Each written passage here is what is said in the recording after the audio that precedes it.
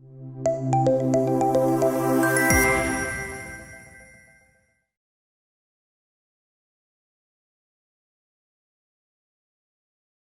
have a speaker to talk about creating engaging learning spaces, and for that I would like to invite on stage Shraddha Haldankar, marketing-led Knauf Ceiling Solutions.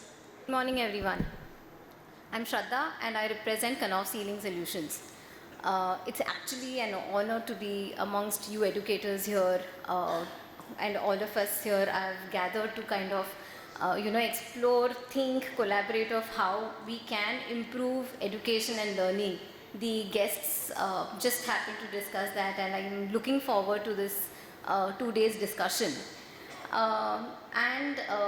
In the same endeavor, we at Knauf are also looking forward to contribute to creating spaces that can be more engaging. All of us always want our kids to be engaged, and the recent generation is often getting distracted. They have so many things going on in their head. They are learning, they are doing so many things around.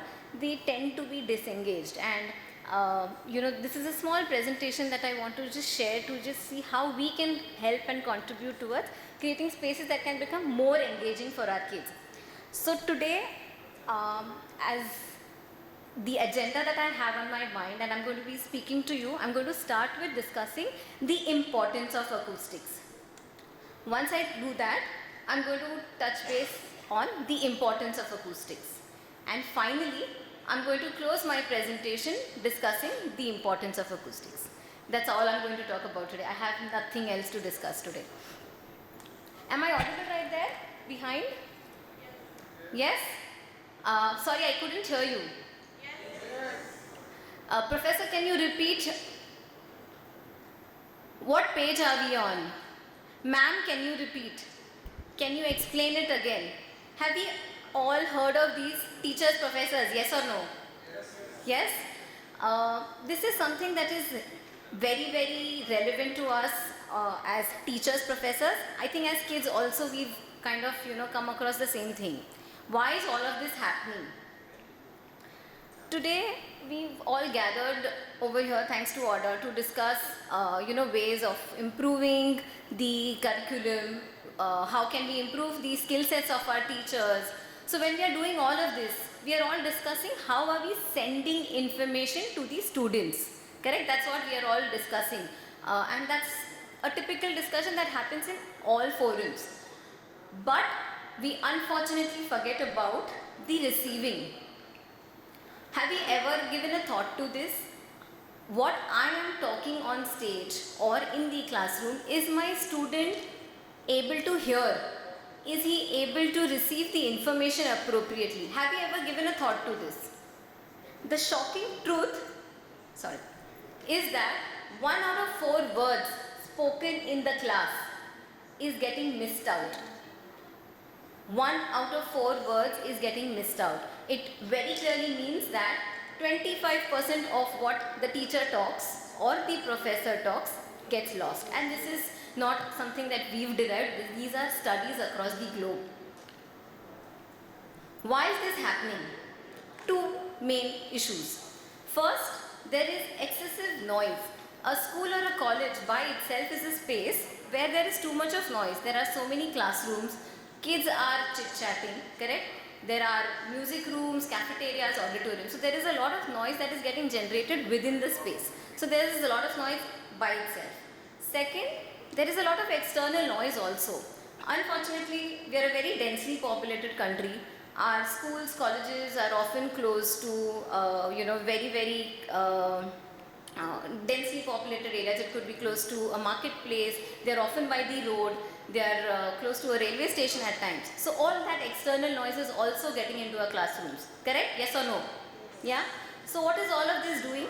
So one, the internal noise in the classroom, or rather in the school or the college, and external noise. All of this is hindering the students' ability to hear. What does this result in? Our students are not able to hear properly. Therefore, because they are not able to read and write appropriately at times, there are studies which shows that students' performance has gone down because they were not able to hear appropriately. And when you're not able to hear appropriately, you tend to focus more on listening. That adds to your stress, mental stress. I'm trying to put in more pressure towards listening, correct? So all of this is causing stress to students. This is just the scenario that I just spoke of, the learning environment typically. And when I'm not able to hear appropriately, what has gone down? The speech intelligibility. Right now, is everyone able to hear me very clearly? So that's speech intelligibility, which means the ability of the speaker to communicate appropriately such that the audience can hear. If there's too much noise around us, just as imagine there is some music that starts in this room. Would you be able to hear me? No. So there is noise, students can't hear you. If there is reverberation, what is reverberation? Reverberation is the amount of time sound takes to decay. There are hard surfaces in the classroom. The sound is likely to echo, and when there is echo, again there's trouble in hearing clearly. Like I mentioned, if there's too much of noise, you're not able to hear, and this is what typically students face. If there's a lot of noise, they cannot hear you appropriately. And while this affects majority of the students, it's more likely to affect students who have hearing impairment, toddlers and infants whose learning abilities are still developing. They've not completely developed, they will have more trouble. So this is a serious problem, especially for junior kids. Children who are learning in the second language, colleges, a lot of students typically learn in, have their base years in Hindi, Marathi, Gujarati. However, your post-graduation typically happens in English. For such students, hearing becomes more essential. Children with learning challenges like ADHDs, what do you do of such cases? Such children is even more difficult for them to grasp what is being taught. And in a typical learning environment, 45% of the time what you are doing is listening. Then comes reading, writing. It clearly brings down that learning is equivalent to listening. It's very important that you listen carefully. But if you are not able to listen carefully, if the acoustics in the class is inappropriately designed, what happens is the students are not able to grasp, concentrate, and it causes stress. Does the problem end here? Unfortunately, no. I just want to, with a show of hands, teachers and professors, in the past, how many of you have spoken at a very high pitch only because there was too much of noise in and around in the class? Hands up. So many. Just look around yourselves and see how many of you all have had to speak at such a high voice. Tell me, in the recent past, or probably a couple of years back, or even now, have you all ever faced vocal issues, throat issues? Yes? So many. Hands up, please. Almost all of you. What does this simply mean? It simply means that the second most important stakeholders of educational institutes after students is also facing trouble in teaching. Do you think this is a problem that we need to solve? Definitely. If my learning is not happening appropriately, if my teachers are finding it difficult, there's definitely something that I have to do. I need to solve this problem, and the problem can be solved by improving the acoustics in the classroom, by ensuring that you do two things. Like I mentioned, there are two problems. The solution is combined, but there are two things that we have to do. First, you block the unwanted sound coming into your classroom, alright? And second, the sound that's getting reflected, you need to absorb. So very, very simple. Block the unwanted sound and absorb the noise that's coming in. That's complete acoustics. There are good acoustical solutions, wall solutions. What you're seeing over here are wall solutions. They are panels that are absorbing sound. They help improve the sound quality in a room. That's exactly what we are required to do in our classrooms. Have ceilings that efficiently absorb and block sound can make a lot of difference to your learning environment. Next, I'm going to show you a small case of the many cases that we've done in the past in India. This is going to be a case of a Central University Rajasthan classroom. Just hear this patiently. Room MFS4 sounds unbelievably. I do not know whether it is correct or not. Could you hear? Could you make out? No. The professor is talking in an empty classroom which is not treated. They have typical hard ceiling, hard walls, your concrete walls, no carpets, nothing in the classroom. We treated this class with ceilings and just see the difference. This is a mobile captured video, so just bear the difference, but I'm sure you'll be able to find a difference over the existing video. 1.58 actually, which is after the treatment that we did in this. Difference visible?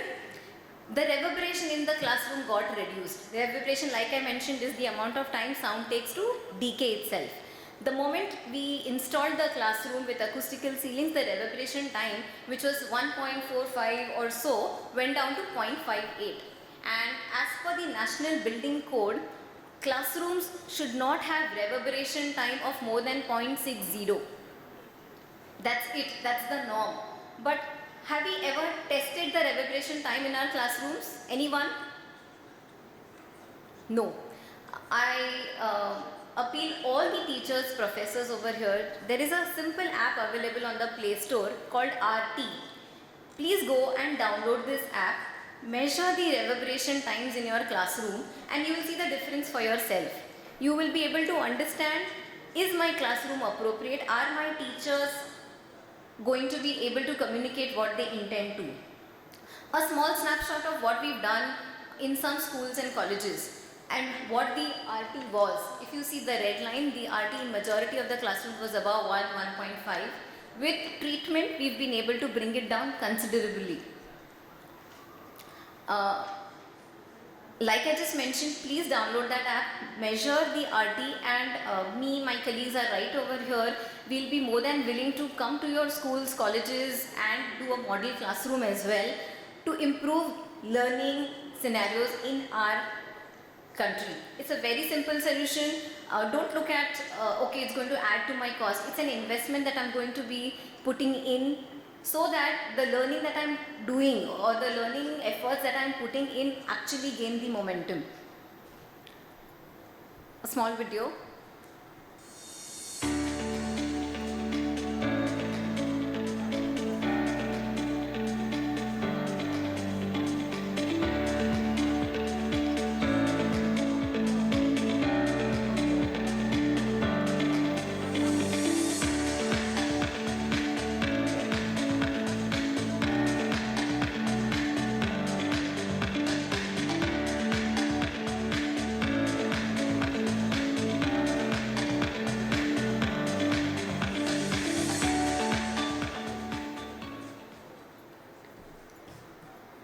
That's all from my end. Let's create engaging environments together. Thank you so much. I request to Mr. Prahar Anjarya to come on the stage and present a memento to Shraddha Haldankar.